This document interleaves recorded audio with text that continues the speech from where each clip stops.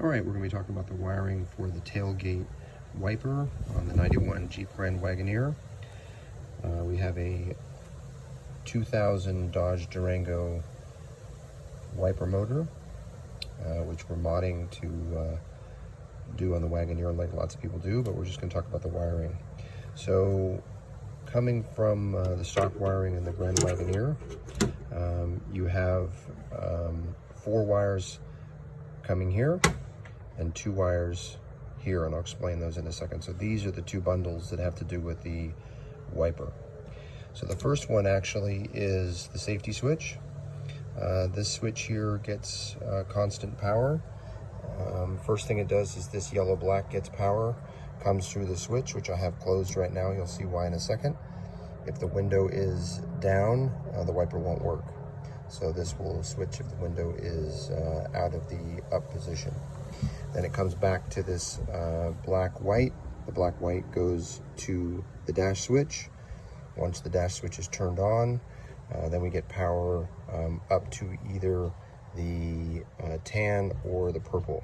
So this red and yellow is constant power. The black is ground.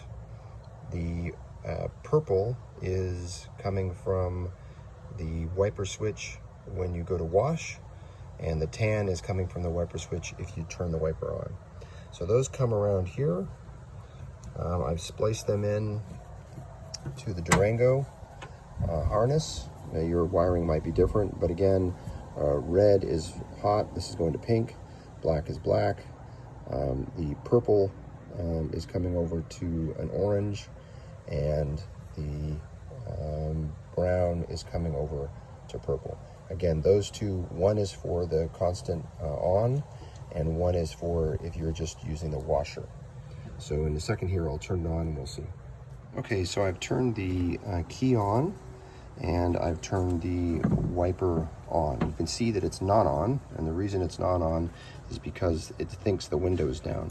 So once the window goes all the way up, then you can see the motor running, and it's running fine there.